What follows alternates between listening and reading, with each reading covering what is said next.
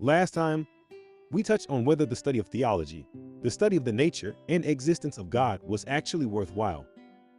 We concluded that, in short, the answer was a conclusive yes. That to any rational individual, the likely or even possible notion of God's existence brought with it such weighty and eternal consequences.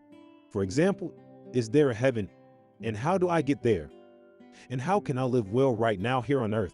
That you'd be a complete fool to not give the study of theology serious consideration. We also touched on, depending on how individuals and groups of individuals, families, communities, nations consider the God issue, will have tremendous impacts on what that community values, how its businesses operate, and how their families function.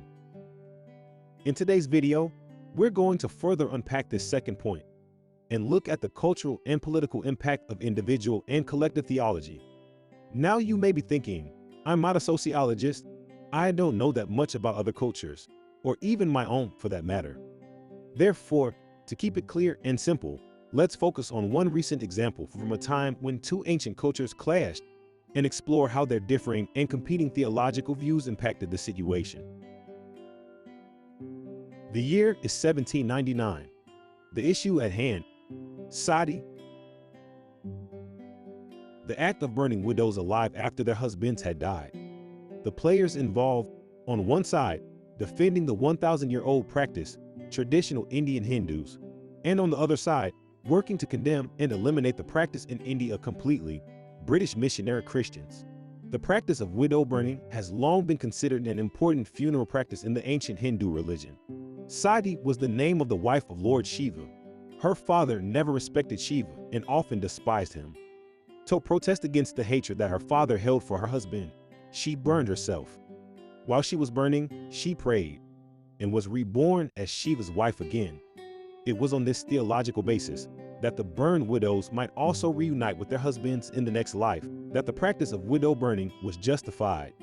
While it was originally a voluntary act, considered to be the greatest form of devotion a wife could show towards her dead husband, it would eventually become a forced practice.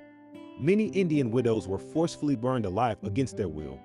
This was practically done to alleviate the community of the burden of having to look after them.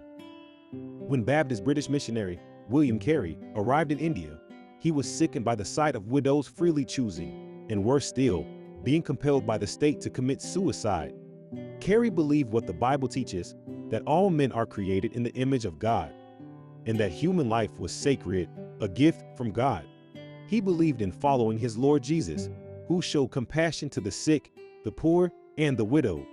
It was William Carey's theological convictions that led him and others to vociferously question the practice and fight for its ban. Carey relentlessly battled for 25 years before, in 1829, the practice of forceful widow burning was finally outlawed. Before concluding today's video, let's take a moment to consider the practice of Sati from a common theological position prevalent in today's society. Relativism. Relativism argues that there is no such thing as objective truth. Taken seriously, this position considers what William Carey and the other British missionaries did in India an offense, not a blessing. What gives them the right? Who are they to push their values upon another culture? There are no better ways, just alternative ways. A notable Harvard doctoral scholar summed it up like this: why couldn't this white Christian male respect other people's beliefs and cultures? It was clear by her comments that she believed Carey had sinned by abolishing the practice, and if she had her way, the practice of Sati would still be continuing today. That's all for now. I hope you found this video helpful. If you're interested in learning more about theology, go check out the rest of our theology content on the platform. Until next time, God bless.